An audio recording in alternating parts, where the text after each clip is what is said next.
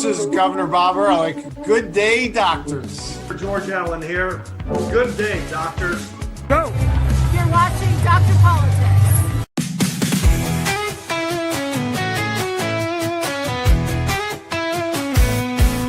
They're Dr. Politics. He's the one to see.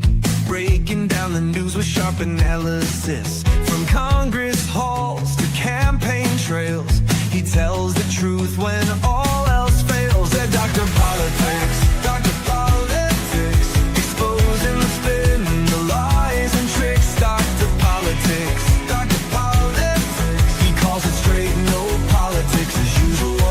Love from backroom deals to primetime fights. He sheds some light and sets things right. Debates, elections, policy. He cuts through all the DC sleaze. Oh, Dr. Politics.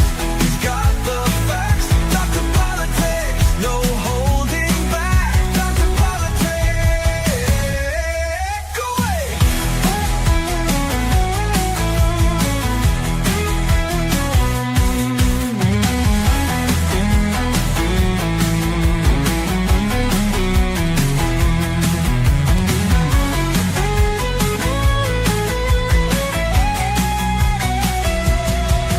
Dr. Politics, he's got the facts. Dr. Politics, no holding back. Dr. Politics.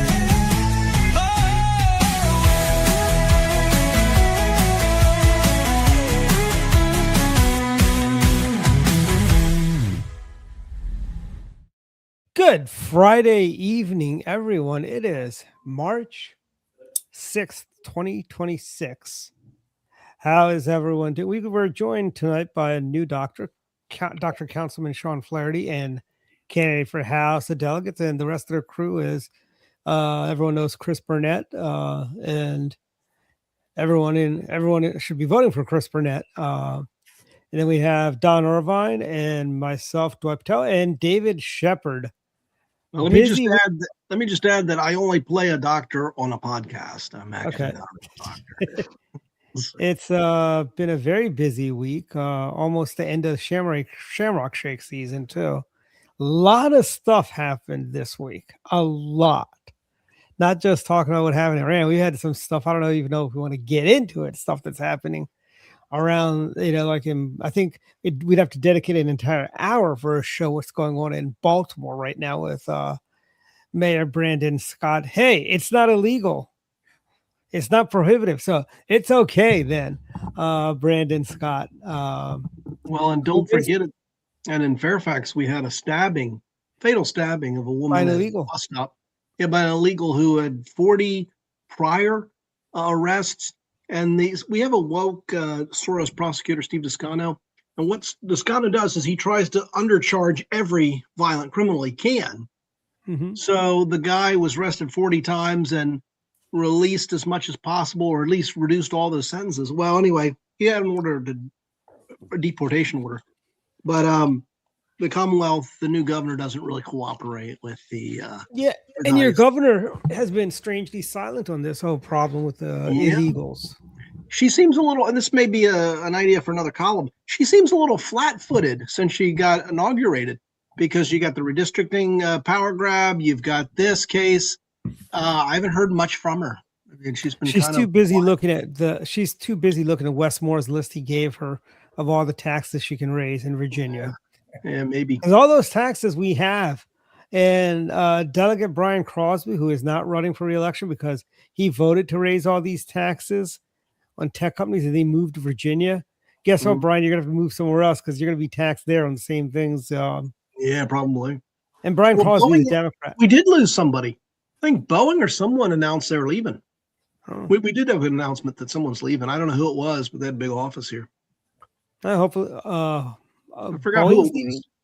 Boeing's leaving Virginia. That's interesting. Maybe someone else. Yeah, so let's start with Don. Where do we want to start? The first topic. Well, you mentioned Brandon Scott, so I thought I'd just check in on it. What he's doing. I mean, the New York Post, just had this blistering report on his spending. This is ridiculous.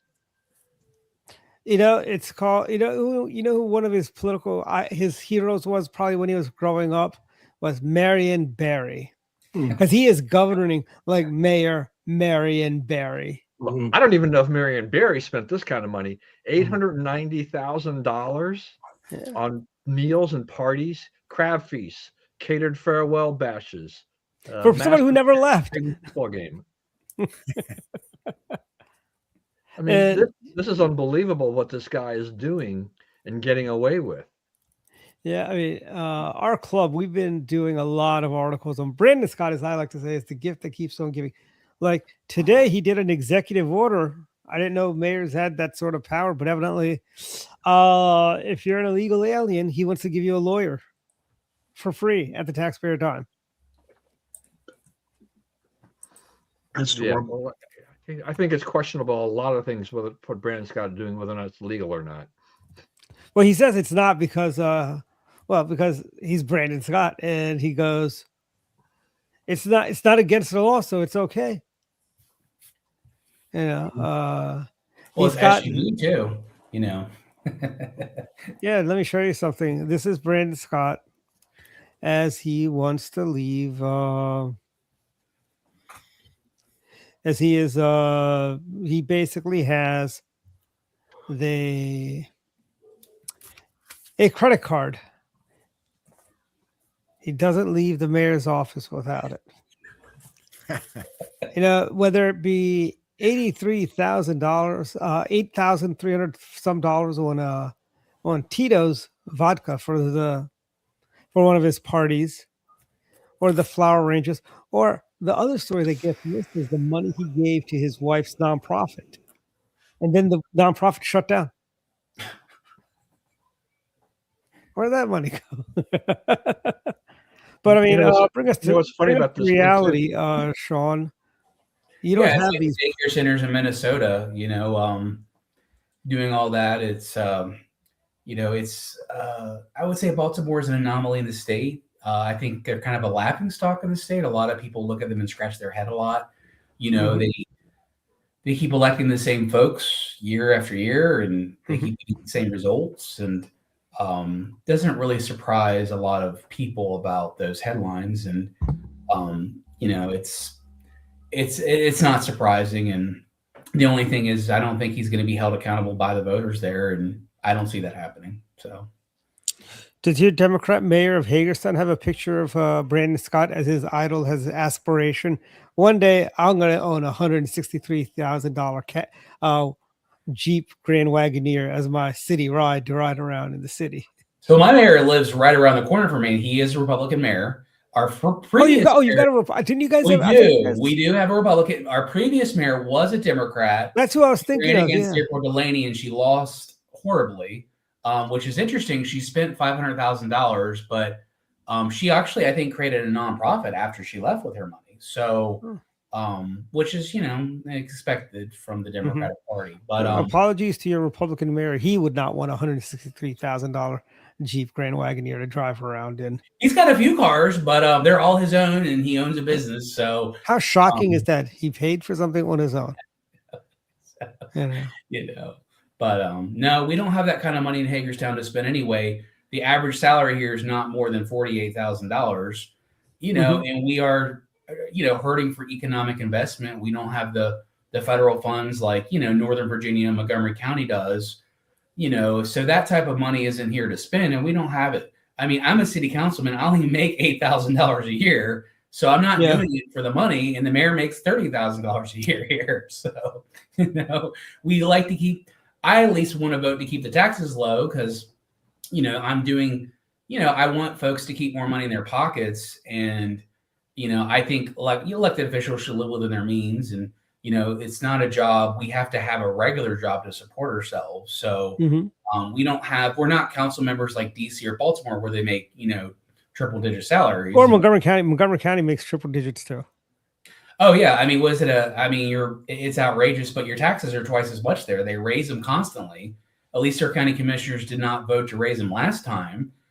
So, and I was the only Republican on the city council that voted against all their property tax increases, voted against all the red light cameras here.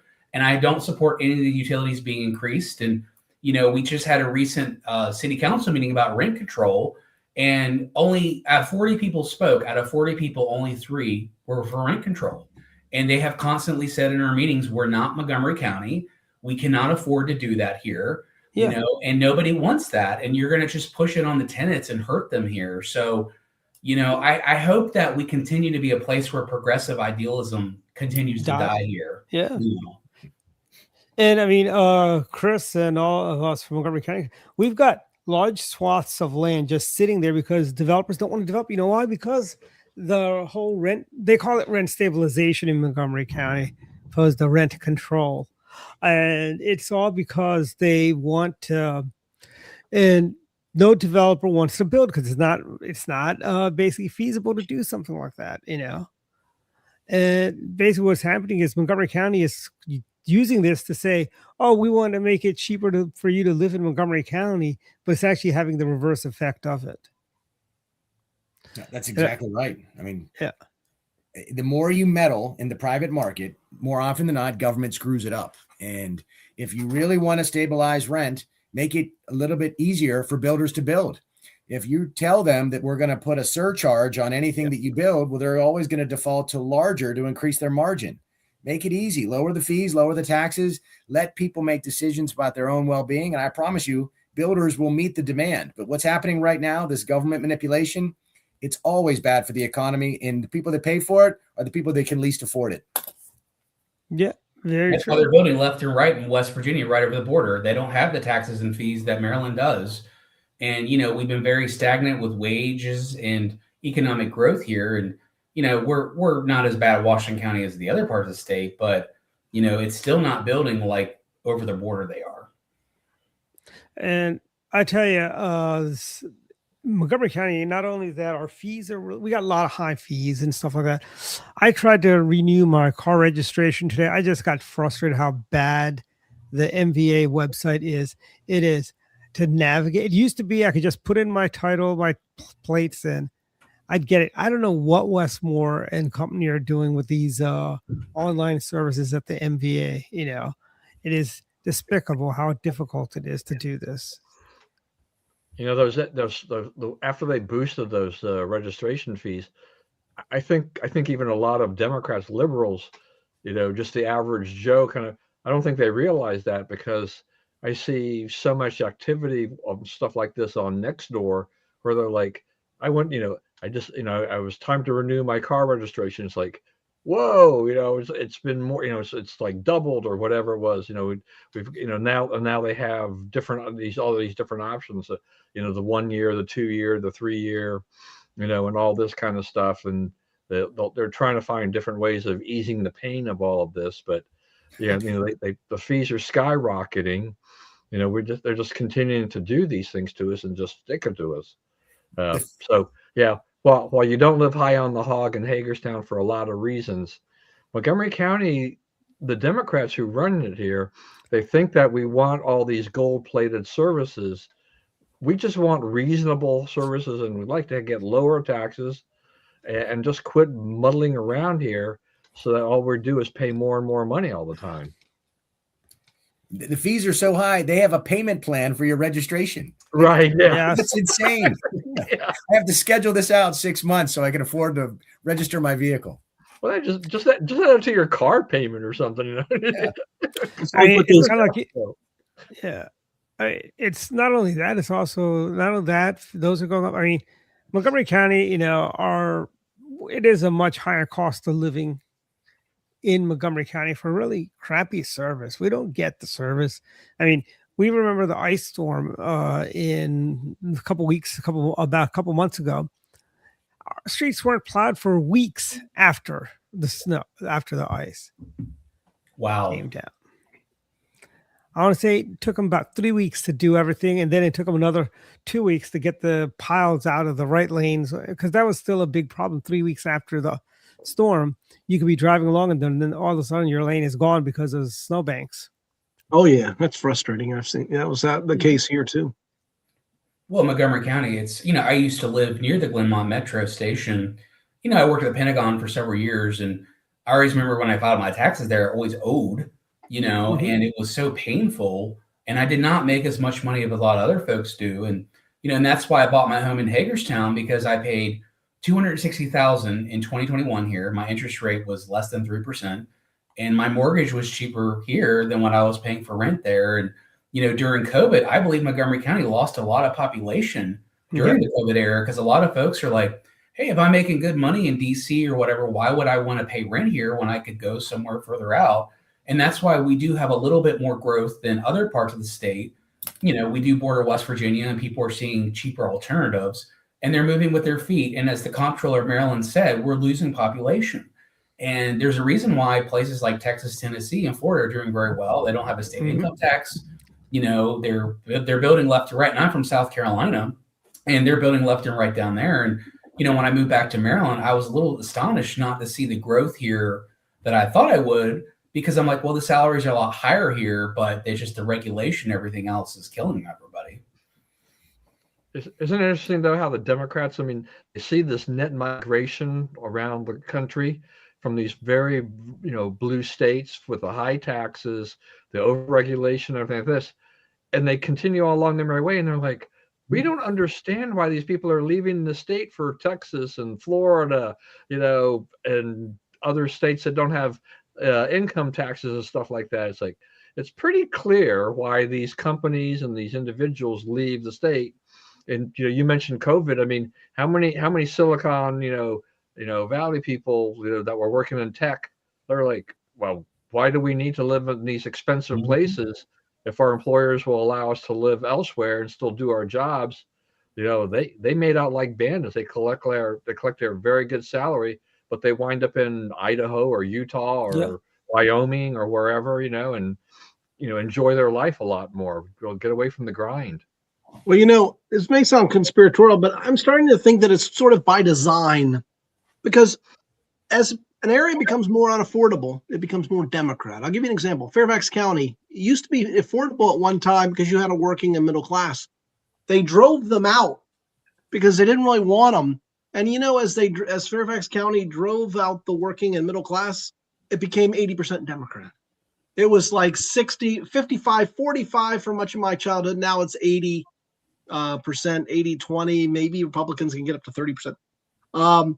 But that's who they're looking at. They're going for the affluent, the upper class, the wealthy, and they want the poor because that helps them politically too. But when I say poor, people on welfare, but it's worked out for them. And people in Arlington and McLean and Old Town Alexandria, sure, they say they care about affordability, but what they really want is they want government to provide a lot more services and do a lot more. Well, that's going to be expensive. That's going to cost you more. So you can't really say you're for affordability, but I want the government to do X, Y, and Z. Well, if government does all those things, it won't be affordable. So, affordability. Montgomery County's done the same thing, right? Yeah.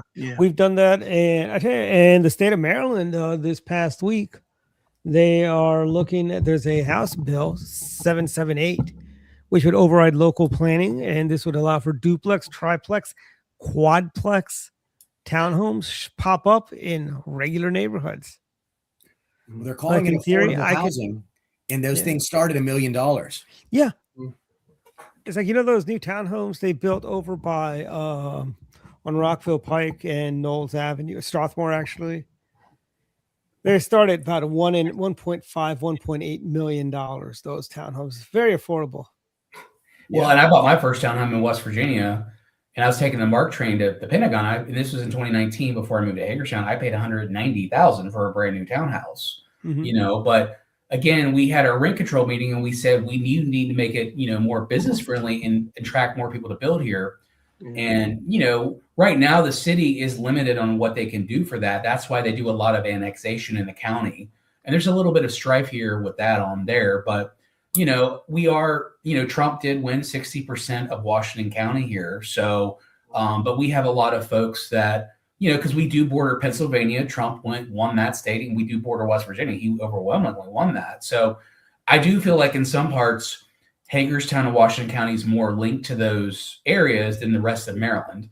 And there was talk of succession of us joining West Virginia, which I don't support, but I can see why people are frustrated because they feel like their voices aren't heard in Annapolis. Everybody we elect here, they don't get to, our voices are kind of muddled by Montgomery, PG, and Baltimore. And I hate to say that. A lot of people are very fed up and frustrated by that here in Washington County. Yeah, I mean, I've always said we need a 3-state solution for Maryland. We got the state of Western Maryland, Eastern Shore, East Maryland, and then we got Central Maryland, where we can contain every single Democrat. You go from Frederick County to West Virginia to Pennsylvania border. That is Western Maryland, the state of Western Maryland. Then you go, as soon as you cross the Bay Bridge, all the way up to the Delaware border, to the Mason-Dixon line. And we can even throw in Harford County into that, and that would be the state of Eastern Maryland. And then we put everything else in the 95 corridor in Central Maryland, where they can keep the name Maryland. So we would have 4 Republican senators, 2 Republican congressmen, and then Central Maryland would have whatever. And Chris knows both our representatives that are running for CD6 on the Democratic side don't even live in our district. They live in wealthy Potomac, Maryland, probably drive a Tesla and shop at Whole Foods, which people in Hagerstown. Oh, please, a Tesla. She probably has an EV bent like Geraldo Rivera's once when he was on the 5 goes, well, I've got a Bentley EV that cost me $975,000. And I remember Greg Gutfeld shut him down on that. He goes, yes, everybody can afford a $975,000 Bentley. Well, they only come here to protest our ICE facility, which other than that, they never, it's crazy. Alsterbrooks hasn't even been here once, and she's got elected a senator. And I heard she does not want to come here because, she stays mostly in PG, Montgomery, and Baltimore, which is very friendly towards her. But, Van Hollen and Delaney and Trone come here for their photo ops, and then they go back to Potomac and Kensington. And, they don't really care about the average folks that live here, our day-to-day lives. And, people are working at warehouses here and making ends meet. We don't have the wealthy liberal money that Montgomery County has where, they do virtual signaling and, want to talk about a good thing, like you said, about helping the poor, but it's really just more services, not really doing things to make a middle class. Yeah, that's right. And it's helping the poor. I wish they it's would like subsidizing poverty. It's like subsidizing poverty, kind of. Yeah, I mean, it's called I'm all for giving a hand up, frankly, not a handout. Yeah, for this whole thing, it's ridiculous. Affordability is the perfect Democrat word because it's this nebulous concept. It means something different to everyone. Yeah. Affordability, whenever you're low income, is very different than affordability for that person that wants to go to Starbucks twice a day or has all of their meals delivered by DoorDash. So it's this perfect term for the left to sort of say, well, we've got an affordability crisis that ultimately they created, and they created by creating handouts that really foster dependency. They don't have any clue as to how to create opportunity, how to restore dignity through work, how to give people that opportunity to make their own decisions. And it's amazing. You're right, John. They are 2 of the wealthiest people to have ever served in the House of Representatives.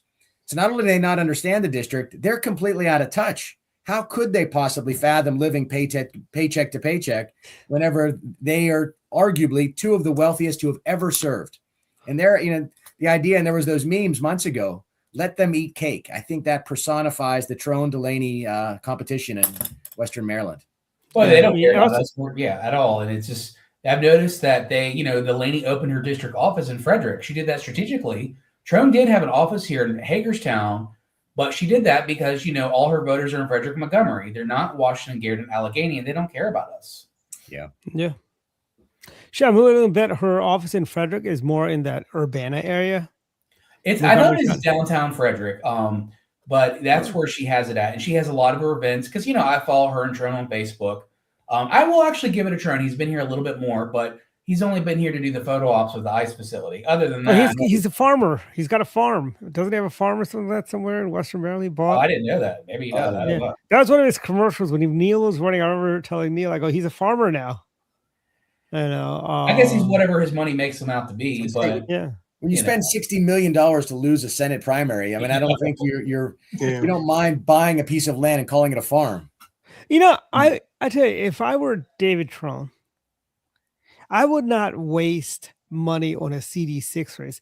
I would have taken my money to primary Wes Moore. because Or- Westmore is the more reason he unpopular, didn't you're get right. that Senate seat. Or buy Yeah. a boat. And for That's a true, blue too. state, his approval, because Senator Quarterman's my neighbor too. So, he was the one that really wanted me to run for state delegate Mhm. here in Hagerstown. But he told me that Westmore, does not have very big popularity in a very blue state. And the thing No, is, he's he not. only cares about running for president in 28. He doesn't care about Maryland. It's just a stepping stone to his next career venue.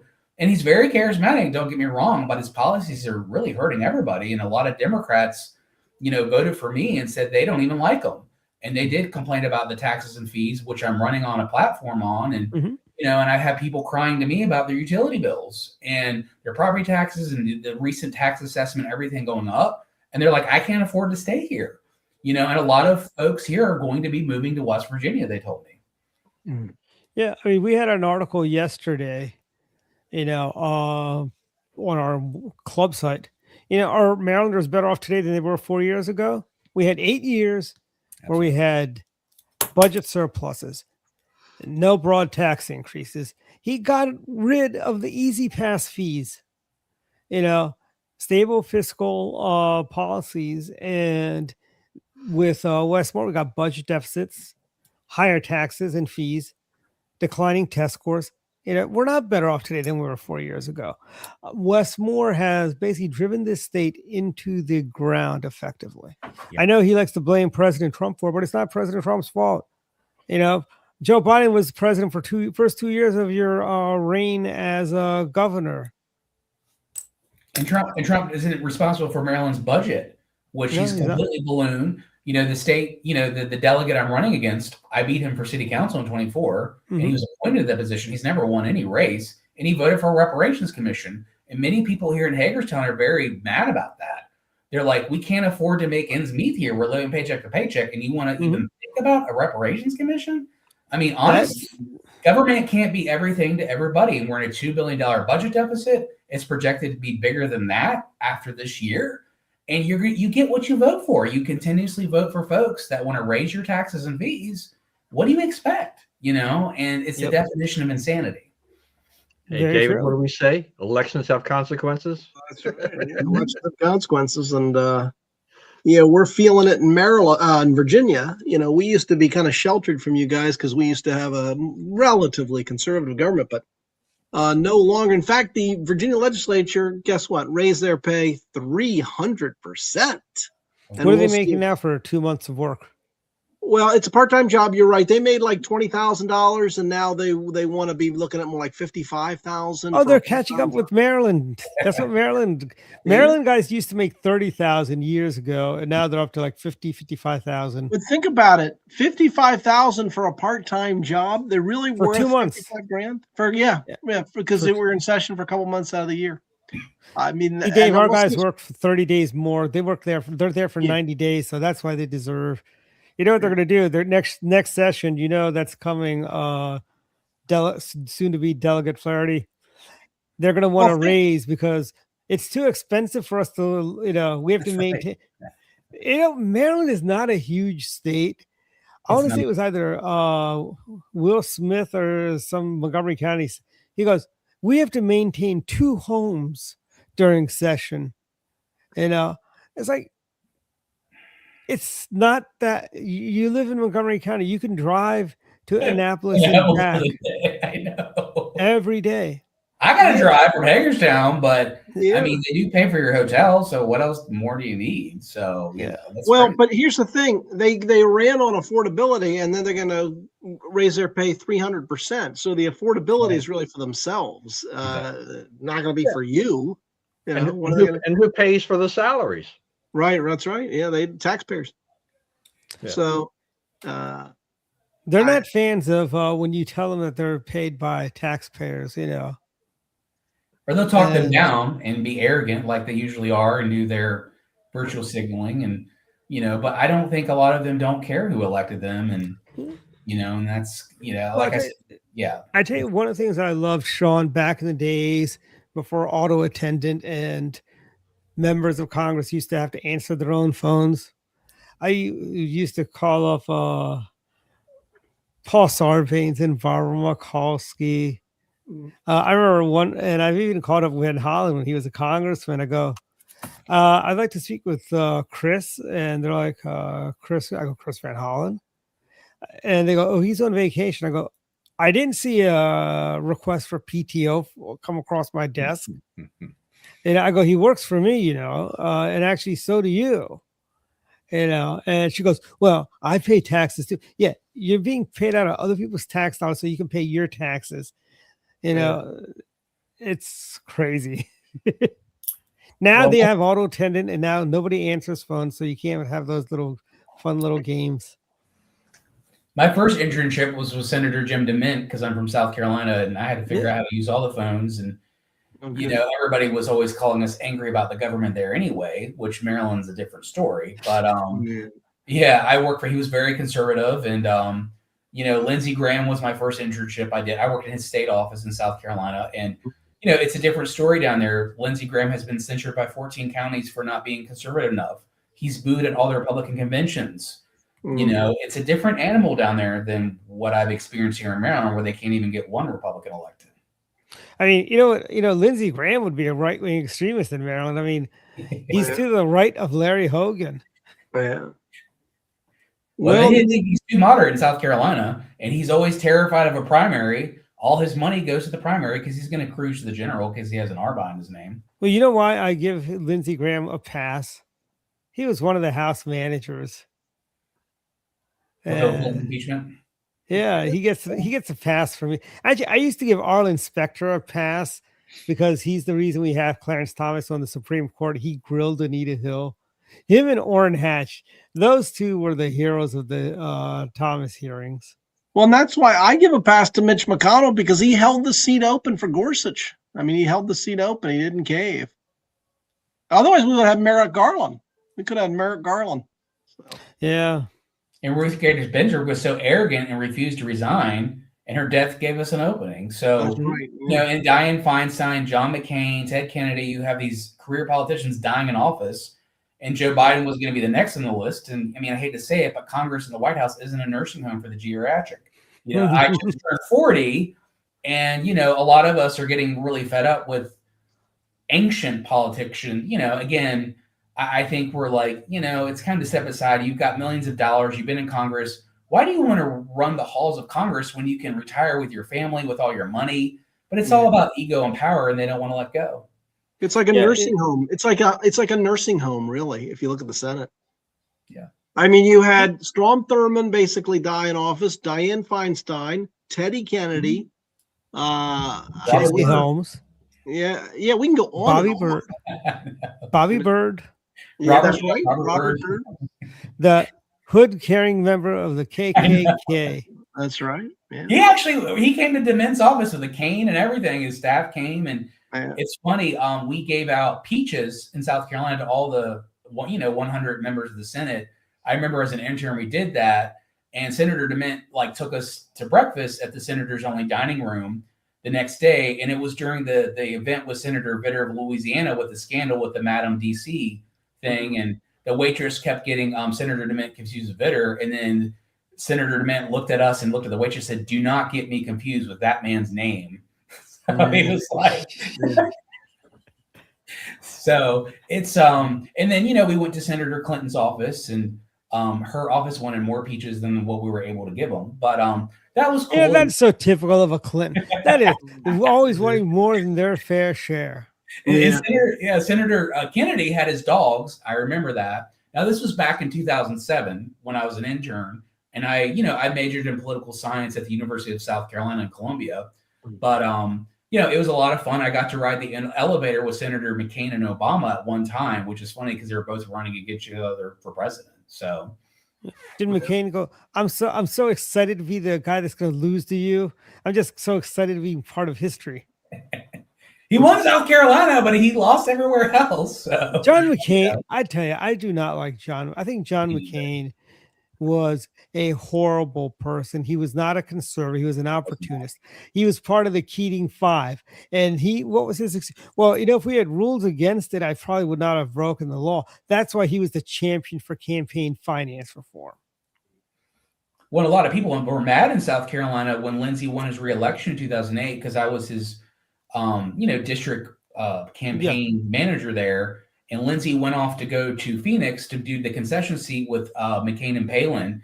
And people were pissed off saying, we just reelected you to 6 years for another term in South Carolina. Why aren't you at your reelection here in South Carolina? So a lot of people in South Carolina were not happy with Lindsey being up McCain's butt.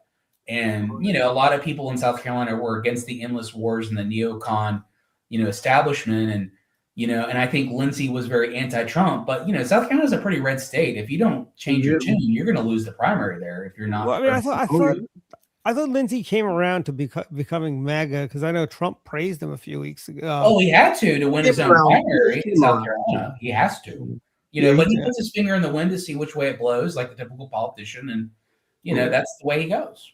I think Lindsey Graham's been in Washington for too long. Mm-hmm. I think, honestly, I'm not for term limits, but I think if you can't voluntarily say, oh, I've been a senator for 7 terms, I think that's enough. I should step aside. Yeah. No, they don't do that. It's like and it's on both sides. I mean, Paul Sarbanes, Barbara Mikulski was there forever, as was Paul Sarbanes. And I think they both died shortly after they left office. Mikulski's at Johns Hopkins now. Isn't she teaching there? And then I don't know what Ben Carson retired. Is Mikulski still alive? She is teaching at Johns Hopkins. She's like political science. She's like some assistant special professor there because she lives in Baltimore. So, yeah, she's been at Johns Hopkins since she left the Senate. See, I wish she were teaching at Maryland so I could just take the class for the hell of it and just sit in her class and make fun of her. Well, Donald Fowler, I don't know if y'all remember here, he was one of the chairmen of the Democratic Party in the 90s. He was actually my professor at the University of South Carolina. So when I majored in political science and graduated in 2008, that was a huge race. So we had the Romneys, McCain, we had the Obamas come to South Carolina in the primary. Because, South Carolina is a very red state, but the primary is very contested. But they all came to our class. We had Obama come. We had the Clintons come. They came to the University of South Carolina.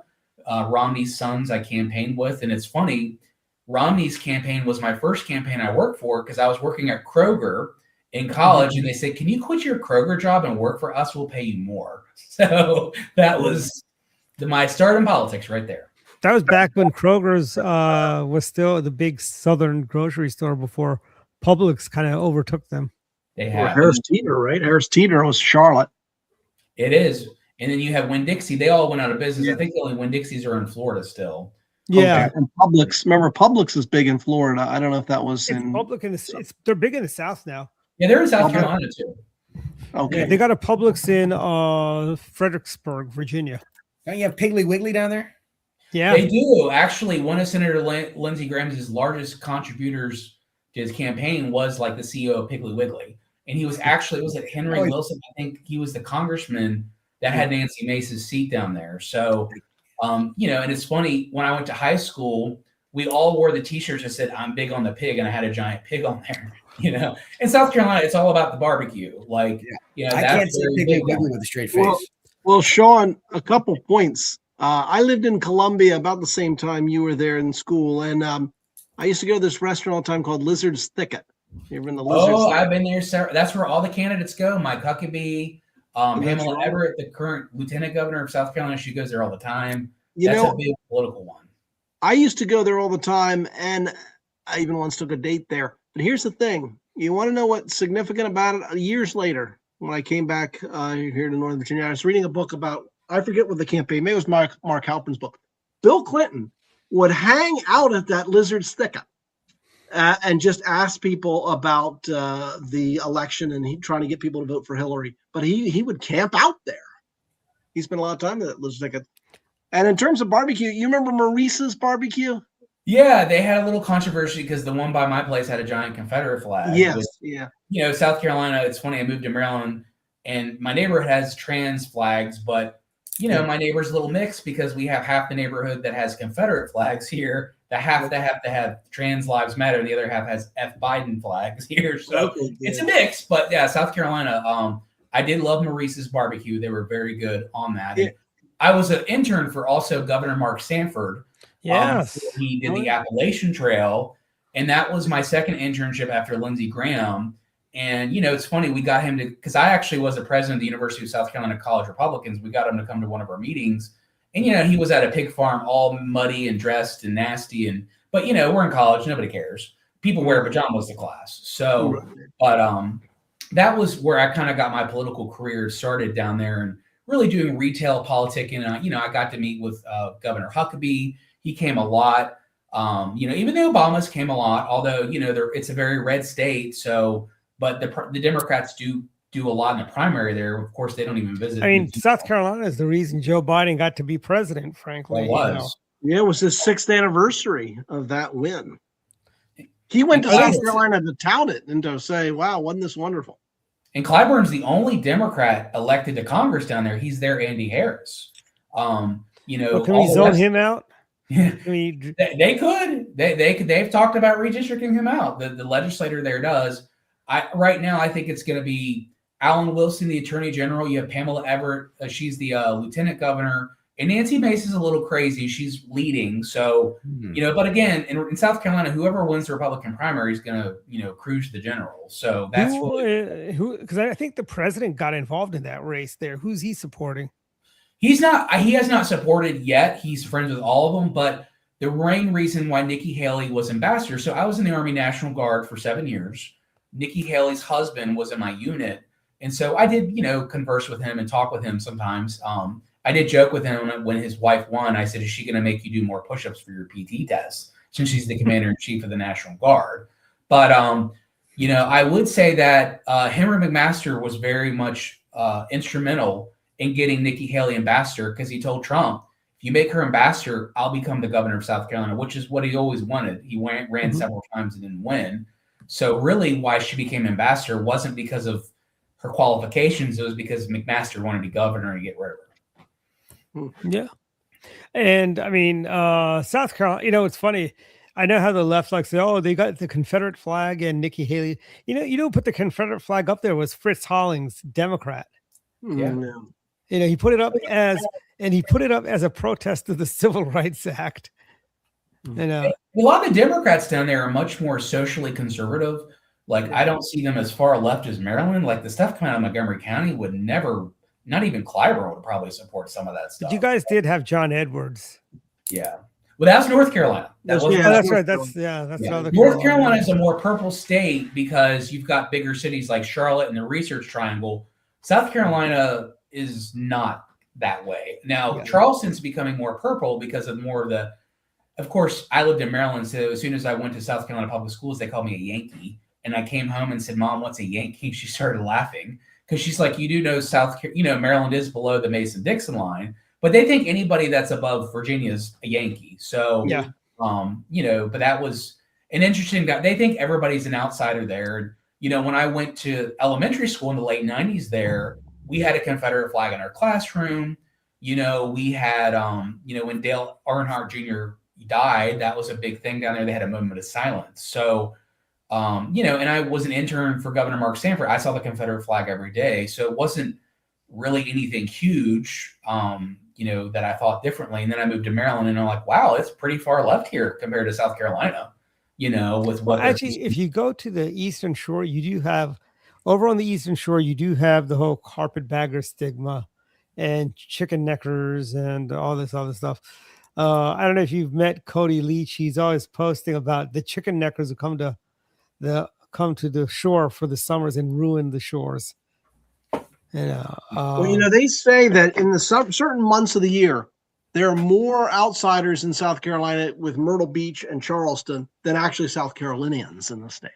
Well, yeah, and the majority of people that are buying all the homes on the coast are Northerners, and they don't like that because they think, you know, their culture's invaded, and you know, they look at a Northern aggression. That's what they call it, and a lot of folks down there still have that mentality, you know. But again, I lived outside the Charlotte area, which is a very fast-growing area. You know, I lived in South Carolina, but and it, you know, North Carolina was a very ruby red state. It's only become purple because all the Northerners move in there, and that's it's all the people from Maryland that moved to the Raleigh Research Triangle area. Because I mean, North Carolina, remember, that is the land of Jesse Helms and Locke Faircloth. And you had Elizabeth Dole, and they don't want to become like Californians moving to Texas. They're like, don't California my Texas. And we were saying the same thing in North Carolina. But South Carolina doesn't have that. South Carolina is pretty ruby red. I mean, so when I was the district campaign manager for Lindsey Graham, all the counties I represented and he won by more than 26%. So, I mean, there's Democrats that run against them, but they're just placeholders. And then we had the infamous Alvin Green that ran against Senator DeMint. And a lot of Democrats thought they put him up to him, but he was, a convicted sex offender, exposing himself. He had a lot, you remember him, he had a lot of crazy issues. And the Democrats even thought Republicans put him up to that, which we didn't. They found that out, but the Dems nominated him anyway. So, I mean, you also had, Fritz Hollings was a Democrat. He ran for president. That's really the only reason I even heard of Fritz Hollings, because he ran for president in 1984. And Strom Thurmond is beloved down there still. There's a giant statue of him at the state capitol. Everybody's like, oh, we know Strom Thurmond. His constituent services were outstanding. And I know that he fathered an illegitimate child, and she came out after he died. Because I think he was for segregation, but yet she was, mixed. And so that made it a controversy in South Carolina. But I think he, at the time, I don't know if somebody surpassed him since then. He gave the largest filibuster on the Senate floor. I don't know if anybody surpassed him. What's the name? Not Cory Booker. It was Cory Booker broke that record. Yeah, but that wasn't a filibuster. I guess Booker was just speaking and speaking and speaking. I would have thought. I thought a filibuster was trying to block the Civil Rights Act. I think. So let's talk a little bit about the bombing campaign of Iran. Let me tell you, this is 47 years in the making, frankly. 47 years. It is about time we knocked the stuffings out of Iran. And I cannot be happier. Because I was a kid. I was probably 79 is when I was 8 years old when the hostages were taken. Well, who's got to be the most confused man in America? I made a comment about this. And I don't know if you guys know who this guy is, but there's a man by the name of Bill Kristol. And Bill Kristol started a magazine devoted to trying to get rid of the Iranian regime. Well, Kristol is very anti-Trump. In fact, he suffers from Trump derangement syndrome about as much as Rosie O'Donnell. And he backed Kamala Harris. But what has Bill Kristol got to be thinking on this one? He's Bill the Kristol's neocon. whole life work was to try to get rid of the mullahs and regime change, and it's Trump. It looks like he'll end up doing it. Yeah, and it is what it is, and the Ayatollah, if they were smart, they would try to make a deal, frankly. Otherwise, let's just keep going. And they put up a new leader because I think their Navy has now been decimated. Mm-hmm. Their drones were close to taking out every last one of their air power. We've already achieved air superiority. We're about to take out their drones. The Strait of Hormuz will be safe at that point. Because we just need to go in there and basically sink those little speedboats they had that they used to use during the Iran-Iraq war. If you remember, this might be before your time, actually for both of you guys, when we reflagged Kuwaiti oil tankers to escort them in through the Strait of Hormuz because they were putting holes in oil carriers, tankers down there back then. But I've transited the Strait of Hormuz a couple of times on the USS Boxer. Yeah, we just had you on our other show talking. You're an expert on the whole Middle East region, frankly. We could talk. If we wanted to get into details, but I couldn't agree more. This was 47 years in the making. We had any number of thresholds that have been crossed that would have justified us for taking the actions we're taking. Given the amount of U.S. personnel and U.S. interests in the region being held at risk almost continuously over the last 20 years, any one of those moments would have been a basis to do what we've done to eliminate the military leadership and military capability there. And having been through the transit and having been told you will absorb provocation that would not be tolerated anywhere else in the world because it's the Strait of Hormuz was unacceptable. Basically had us going through the Strait of Hormuz and on a warship with our tail between our legs. And then we saw what they did to those sailors that they captured, deliberately humiliated them for the propaganda that was, upholding their state interests. I'm sorry, Dwight, I was going to laugh earlier when I pictured you at the University of Maryland what went through my mind was Back to School, Rodney Dangerfield. Oh, let me tell you, actually, I've toyed around with the idea. I'm just so busy. I want to take a class at Montgomery College because Lee Annis. I don't know if you've met Lee. If you haven't, you need to meet Lee. He's the head of the political science department there. He's a Republican.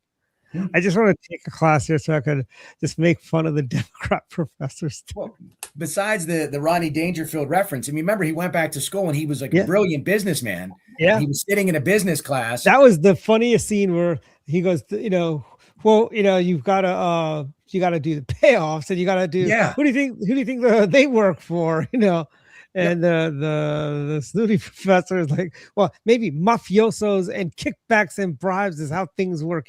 But we're a legitimate business operation.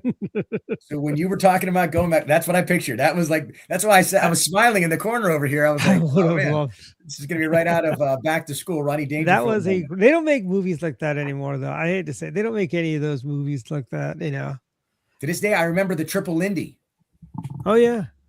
That's the dive he did off the each board. Yeah, jumping was it 3 diving boards, and then he jumped in. Yeah, that's right. So I didn't mean to So derail us from my the Iran question discussion, but my staying on Iran. My question about Iran, from your guys' standpoint, particularly Chris, is like, how long do you think this will go on? Because we obviously have seen a tremendous increase in oil price as a result. We've got tankers stuck in the Strait of Hormuz, and and so these countries are now stopping production because there's everything's kind of grinding to a halt. I mean, I think we've all seen the prices at the pump. I mean, I was surprised. My first shock was like, it's like when I saw the diesel prices going up. I mean, I don't have anything that uses diesel, but I kept thinking with spring right around the corner, I thought, oh, my lawn care guys, or all the lawn care guys and business guys, people who use diesel in their businesses every day, they're getting socked pretty hard, but even regular gas has gone up considerably, and we're not really sure where the ceiling is, but it also takes away part of Trump's, attempt at, with affordability. I mean, this is, as he's trying to craft a message about trying to, keep costs down for Americans. This is not the thing that he needs in that sense. But we do have two separate issues in the sense of we are trying to free this country and all this oppression. On the other hand, we've had a real direct economic impact, at least for a little while. So I don't know what's your take here. I'll get that was a lot, and I'll do the best I can with that. I'll start with the affordability. So I do think that Trump is taking steps to address affordability, particularly with energy. His Department of Energy has gone all in on looking at alternative fuels, particularly nuclear. And I think what we did in Venezuela will free up some of what's available in terms of global production, even though Venezuela is still ramping up. But I think we needed to shut down Venezuela. We needed to look at the drugs, and we also needed to look at the hemispheric oil production that's available there. But as for the Strait of Hormuz and the availability of what comes out of the Middle East, that's about 20% of oil flows through there every single day. I think if we stick to our military objectives, I do think that what we're doing could be over in 5 to 6 weeks. And that is, we decapitated the leadership. We're focusing on command and control. We're hitting all of their missile and drone sites, and we've sunk their Navy. Ideally, we will have achieved all of our military objectives in a fairly short order. The mistake that we seem to make is the nation building aspect. My hope is that we stick and we stay disciplined. We focus on the military objectives, and then we allow for the diplomacy to occur, which will set the conditions for the Iranian people to choose how they would want to govern themselves now that the regime has been taken out. So, Don, I do think that we're going to see a surge in oil prices, but given the national security implications of the decision to do this, there's never a good time to do it. And this was absolutely the right time to take decisive action, absorb what might be a short-term hit in terms of affordability, but he's taking other actions to try to offset what could be a consequence of a Middle East escalation. But ideally, this will be all but over for U.S. forces in 5 to 6 weeks. If I had to, but also, Chris, the silver lining is gas is still cheaper than when Joe Biden was president. Yeah, and I think we are in the. I mean, I don't think that Venezuela was a complete accident. You had, as we're decoupling and we're looking at some of these choke points, freeing the Venezuelan people, addressing the drugs that were flowing in from there, and then opening up that the availability of that resource, it lessens the impact of the Strait of Hormuz or basically the chokehold that Iran had on global production. And I don't know if you saw the article Caroline Spencer wrote for our club about the cracking of the axis of evil. Venezuela and Iran supplied oil to China. Yes. Now we've kind of cut off their access to the Iranian crude oil as well as the Venezuelan oil. So now they can only get oil from Russia right now. And I think this is all, the big picture is, I hope Vlad is watching what's happening when the president says, I want peace. And, you can only go so far, does he really want us to support the Ukrainians? Give them, I hope he's watching how accurate the cruise missiles are, because there was a time when Trump was talking about giving cruise missiles to the Ukrainians. So well, just what we're also finding out, negotiation only works when the alternative is worse. In other words, we've almost lost some of that credible threat that we always sort of relied on for effective diplomacy and negotiation. And quite frankly, the Iranians have waited us out. They've sort of, they'll give an inch and then take a mile. And it got to a point where those negotiations were failing. And then holding all of those U.S. forces and interest at risk was just no longer viable. And I think the decisive action that was taken was the right thing to do. And ideally, if we stay disciplined and we continue to strike military objectives and complete that military list, then we are done within 5 to 6 weeks and allow the region to stabilize around what the Iranian people are asking for. Then we can move on to Cuba. Yes. And also, but that's another thing, Cuba is next on we've already kind of, they just fired at a ship or a boat this past week, or was it last week they did that? The Cubans are getting desperate. They're also being choked off from Iranian oil as well. Yeah. Well, Venezuela was a kind of a regional supporter. Yeah. And, but don't get confused. Cuba may have fired on a ship, but this was not a military thing. I guess it was some guys that were bent on going over there and trying to take over the country. But they saw what they thought was an opening, but not realizing that they were going to put their lives at risk. I think the easier way to do is go through Gitmo. I would love to see just even if we don't do anything, just show a bunch of troop moving assets to Guantanamo Bay, like moving some ships in the region and so on. It'd be enough to destabilize Castro's regime, but we are at final thoughts, Don. It is 3 till 8. So we're going to go into extra innings, but hey, let's start final thoughts. Let's start with, who wants to go first? Chris? Sure. Sean? I'll go first. Yeah. Sure. I think I saw Sean's, looks like your best supporter, the mascot.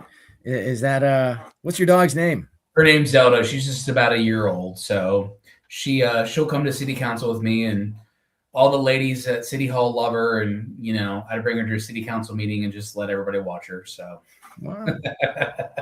That's what I do with my 2 little ones. Like, Jim Justice's dog was a baby dog. Maybe I can. Baby dog. Like yeah.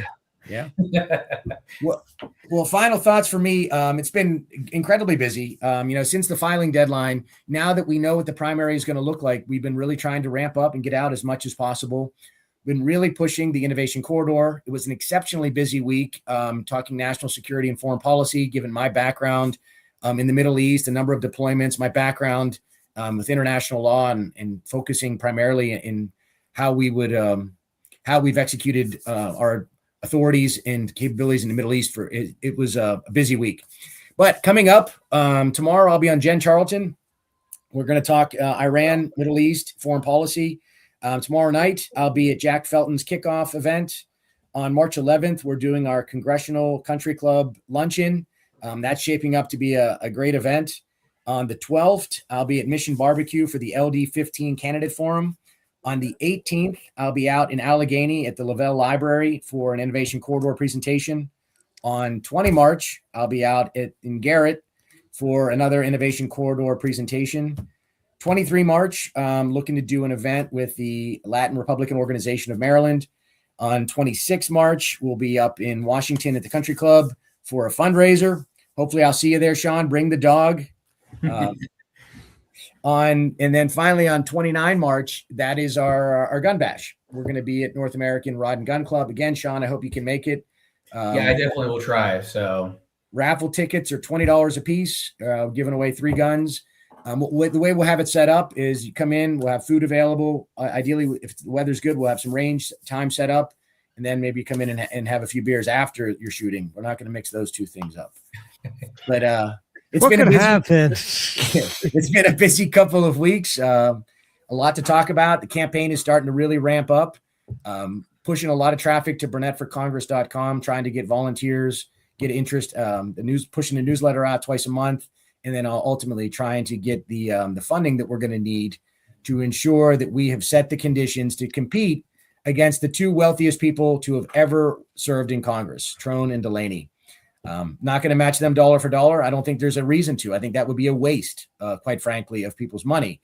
But if we can put together an organized, data-driven campaign, we can win. There's no question at all that we can make CD6 a Republican stronghold again.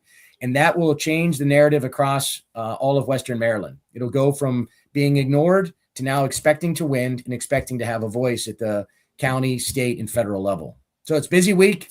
I always like finishing up, though, on Fridays with Dr. Politics. So thanks for having me. Yeah, we love having you here until you become a congressman. I guess we'll still actually, even when you're in Congress, you're off on Friday, so we could have you. You can still do the show when you're from your Capitol Hill office. I don't see why I couldn't do it. I think it'd be great. Yeah. Yeah. So, final thoughts, Sean. yeah, I mean, I'm running for state delegate. So if anybody wants to visit my website, flarityfordelegate.com, I'm getting some things set up. I'm going to be focusing on fundraising, which is funny.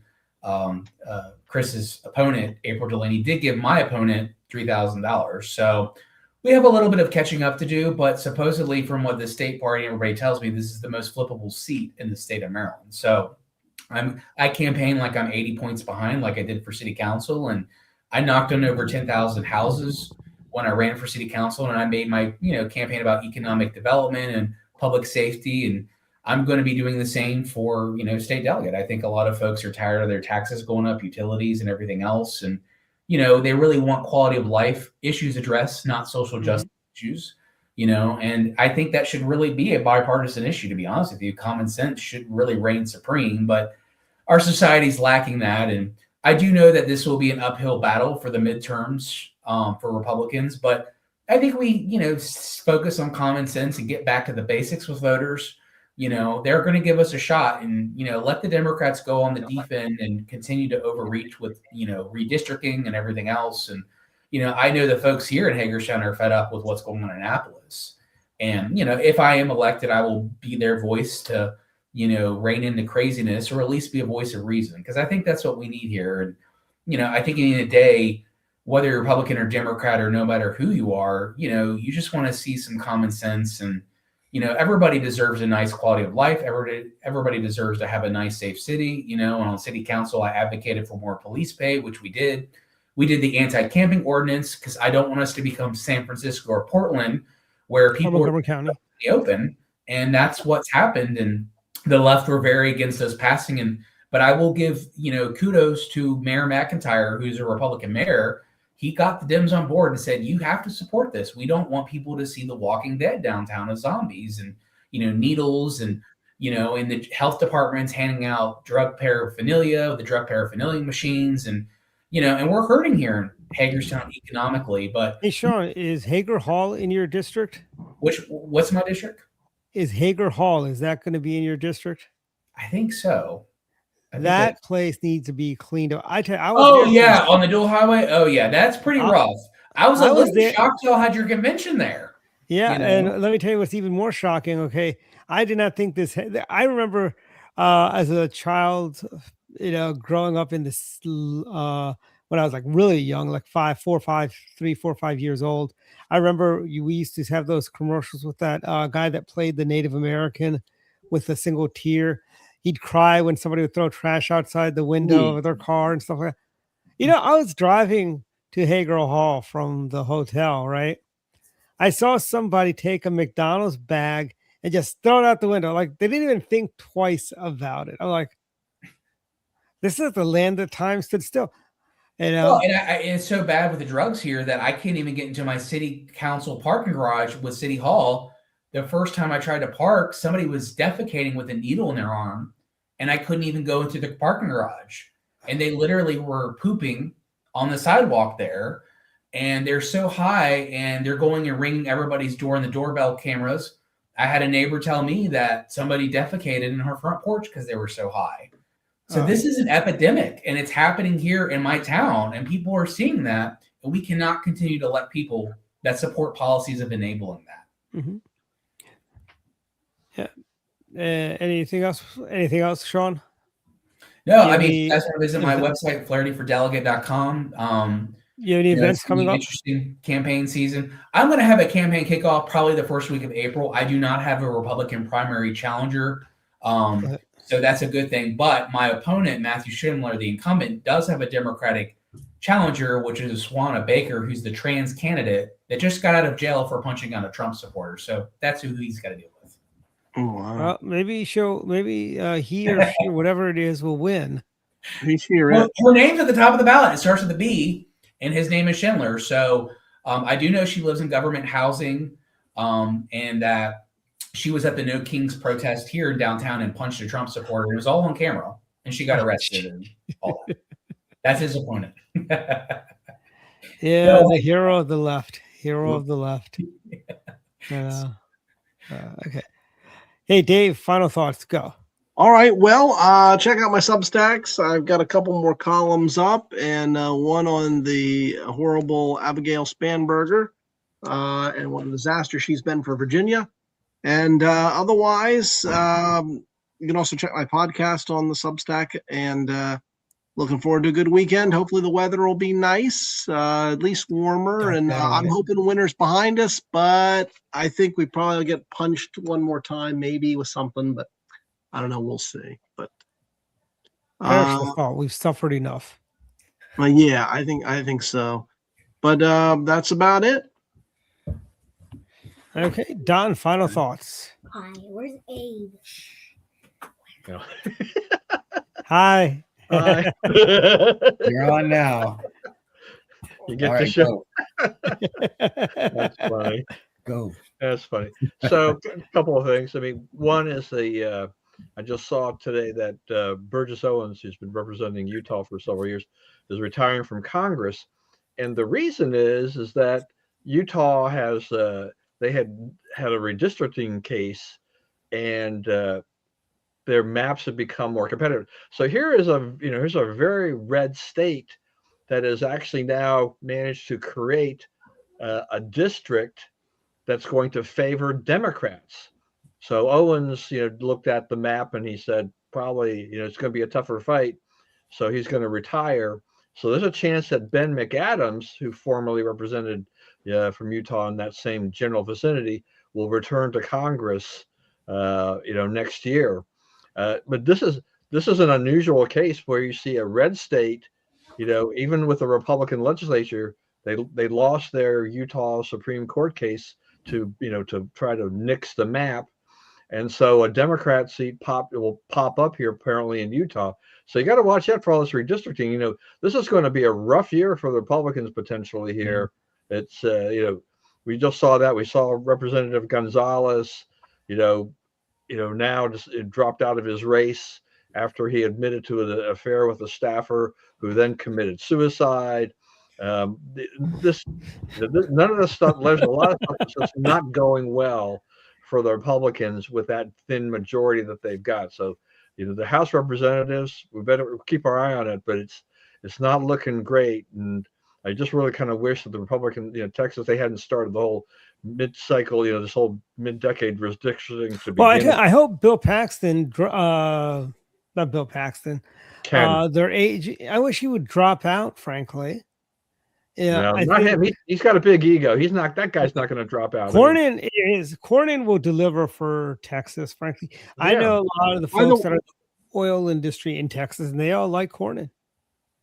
I got you my know. column up on that Bill Paxton, Ken Paxton, Texas Paxton, thing yeah. if right now. So if you want to check out my, Bill Paxton was, right? yeah, Bill At least Paxton, he's yeah. gone. But Dave, you know who Bill Paxton was, yeah, right? I did. I remember Pax the TV. actor Bill Paxton. No, Pax TV. Okay, I remember the actor Bill Paxton. That's why. Oh, that's He another. passed That's away. another. He played Twister in Aliens. Yeah, Yes, but that's right. that's a different Bill Paxton. I'm Yeah. thinking He of died. the. He died. He's passed away, I He believe. did. Passed away. He did pass away. Yes. But anyway, All right. check out my column because I talk about the Texas primaries. All right, and just a couple more things real quick. So Californians have they've managed to collect over 1.3 million signatures, and they only needed 875,000 on voter ID in California. I was like, well, this could be interesting. So if it heads to the ballot to see what's going on there, but I don't think the Democrats are happy that this petition collected that many signatures. I mean, You think they're you know, unhappy about that, Don? there may be some chicanery yet to come because like everything else, there's the validation procedure may put them below the threshold, but at least but if you've got almost half a million more, they should be able to get that sucker on the ballot, hopefully. And by the way, not only that, Don, California's jungle primary, which is to keep Republicans from being able to be on the ballot for statewide offices. It's possible with all the Democrats running for governor, we may have 2 Republicans come through the jungle primary. Yep. That'd be great, wouldn't it? Yeah. I wonder they're going to be more mad about that, or the fact that and I bet the legislature will then go back and say, we're getting rid of this jungle primary thing. We don't like it anymore. Yeah. And I don't think they can do it retroactively, but they might try. Yeah, they do. Ranked choice voting, which I think Maryland's trying to do, which I would be completely opposed. So yeah. And I don't know if you saw this thing about Senator Steve Daines, who's going to retire from the Senate, but he did so in a way that the Democrats are all ticked off at because he withdrew. He basically retired. And with 8 minutes left to the filing deadline, a Republican came in that this was kind of all set up to file as the candidate. And the Democrats have basically been shut out because they thought they weren't going to have a chance. And now the Democrats are mad. They're saying like, "Oh, what kind of a game did you play here?" But that was like one of the smartest political moves I think I've ever seen. You just he set that up. He's got a Republican to succeed him, and the Democrats it's too late. They've now passed the filing deadline to find a top tier candidate to run. Yeah. So that's it. Back to you. Yeah, first of all, I want to congratulate our former doctor, Dr. Chris Stock, who won his primary in North Carolina 18. He will be facing off against some unknown Democrat in the fall. Chris, good guy, young kid, lawyer. Don, you remember Chris? We met him over at North Carolina State GOP convention. So it's great when one of our doctors moves on to higher offices. We'll be thrilled when we have one in Congress and one in the House of Delegates. Chris Tomlinson also used to be a doctor. He's now a delegate. So, Sean, we've gotten a number of people out into offices over the years, Maybe that's my winning streak. Maybe that's good luck. So yeah, we'll see. I mean, I'm going to do my best, but I think it's hard for any Republican to win in a district in the city limits. But the good thing is it did beat the current incumbent for city council. And I beat him by a large margin. So it wasn't close. So if those folks come back and look at the ballot and see who they have to choose from, I can hopefully replicate that magic again this year. And we've also got a great candidate for Attorney General in Jim Rutledge. He's running for AG in Maryland. Great guy, Sean. I don't know if you know Jim. Chris, I don't know if you know Jim, but you both need to meet him. I heard we didn't have a candidate and the party had to nominate somebody, which I was a little shocked at. In a state as big as Maryland, they didn't have anybody run for Attorney General on our side. Yeah, I'll talk to you offline about that because I talked to a lot of people. But Jim's awesome. Jim's agreed to run. And Jim's run for Senate. He ran for Senate in 2010, back when Sean was probably 10, 15 years old.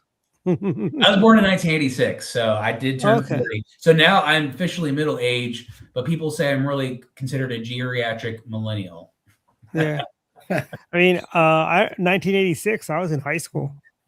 We did a Back to the Future birthday party. My family did for me for my 40th. So, you know.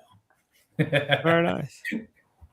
And only a few, we only have until the 17th for Shamrock Shake. So if you haven't gotten one, it's March 6th. Tomorrow, there's only be 10 days left for you to get a Shamrock Shake. Go out and get one. I got my second Shamrock Shake yesterday, Chris. Was the first time, second time in the season I've gotten one. I was going to get the Oreo one, but I forgot about it. They have an Oreo Shamrock Shake now too, or a McFlurry or whatever it is. I like the McFlurry better. Yeah. I might do that next time. But y'all got Shake Shack. You got all the bougie stuff in Montgomery. We don't have anything fancy like that. We only have is McDonald's. So you have Krispy Kremes. We do have that, but y'all have Krispy Kreme is not bougie. You have Trader Joe's, but we don't have that. So I mean, I'm not a fan of Shake Shack. I think Shake Shack is overrated. It's overpriced. It's overrated and overpriced. It is. There's a friend of ours who wants to always go to Shake Shack. I like them, but I go like once a year because I have friends that still live in Montgomery and DC, and I go hang out with them, and we go to all the cool stuff there. And so you're telling us you don't mind coming back to East Berlin from time to time? Yeah. Hey, you got the nice bougie fancy stuff. We do have a lot of good Amish market. We have the Dutch market right by my house. It's all homemade. So they do a great job because I'm 5 miles from the Pennsylvania border and I'm 8 miles from the West Virginia border. But I do love the Amish and Dutch food here. Do you guys have an what do you call it? The real true sign of civilization? Do you have an Apple store?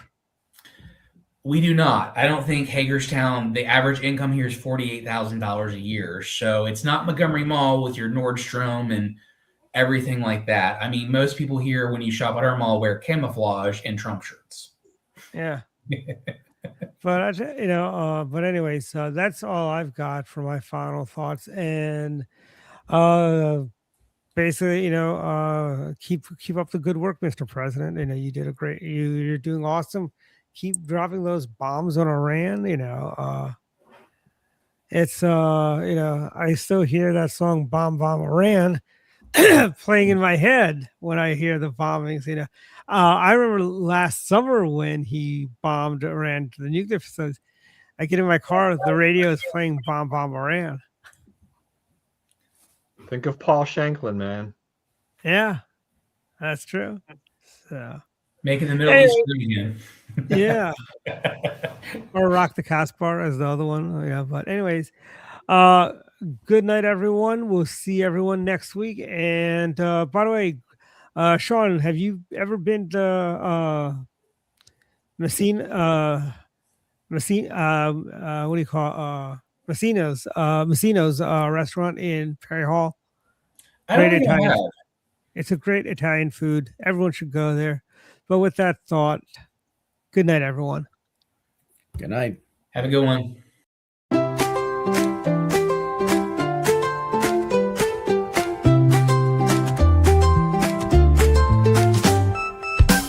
Let's go down to Masoni, where Italian cuisine shines.